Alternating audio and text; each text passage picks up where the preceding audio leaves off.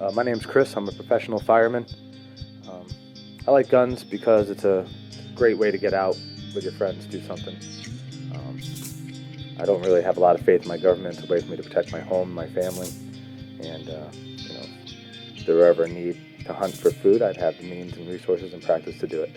There's also a great passion that was put into me through the military. I think everybody should learn to shoot.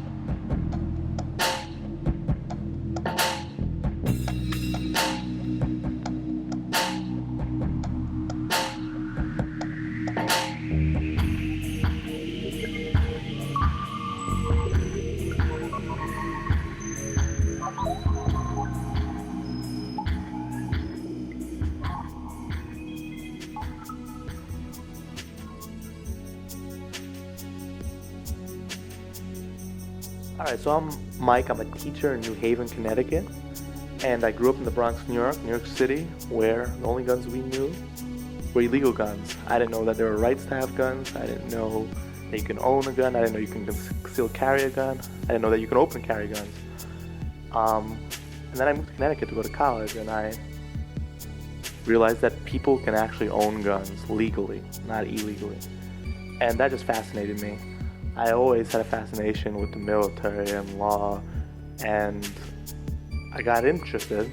And once I finally had a job that I could support myself, I decided I'm gonna go, get my Second Amendment rights. I'm gonna go get a permit. I'm gonna buy a gun. I'm gonna learn how to use it, and I did that. And from that first gun I bought, I just thought it was great. It's a good time to go out to the range, bring some friends out who've never been to a range. I have friends from New York City who've never touched a gun, who've never been to a Walmart.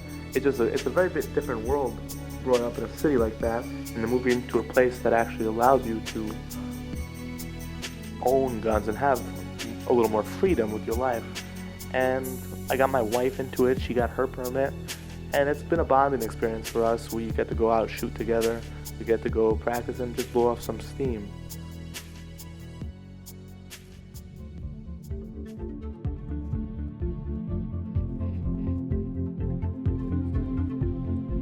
My name is Ryan. I work in the manufacturing industry and also serve in the military.